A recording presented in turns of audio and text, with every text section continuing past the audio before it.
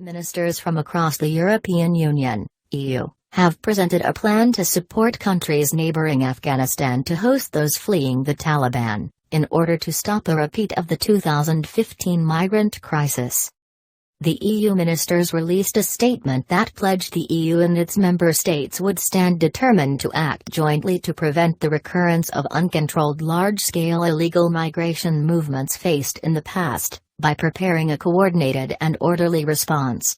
Incentives to illegal migration should be avoided. Targeted information campaigns should be launched to combat the narratives used by smugglers, including in the online environment, which encourage people to embark on dangerous and illegal journeys towards Europe, the statement adds. The meeting comes as the European Union is looking to avoid a repeat of the 2015 migrant crisis, as countries such as Greece have explicitly stated they do not want to see a large number of Afghan asylum seekers using their country as a gateway to Western Europe.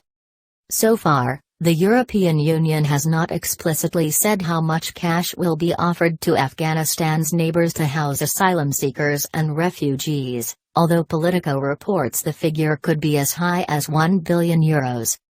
Terrorism is also a major concern, and the EU statement claims that efforts will be used to monitor developments regarding both terrorism and organized criminal activity. The European police agency Europol will also provide intelligence and analysis on the situation. During the meeting, Spanish Interior Minister Fernando Gran Marlaska called on the EU to finally agree to a common asylum seeker policy and re-examine the European Pact on Asylum and Migration, which seeks to streamline asylum and deportation processes.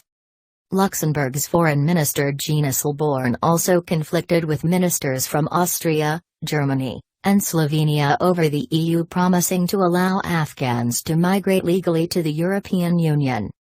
The primary goal is to support people who are in mortal danger, who no longer live in freedom. It's not to secure borders and to organize repatriation, Asselborn said. German Interior Minister Horst Seehofer said that while the talks were intensive, they laid the ground for a unified position, but said that not discussing numbers of Afghan migrants for resettlement was positive as it avoided potentially inspiring people to travel to Europe.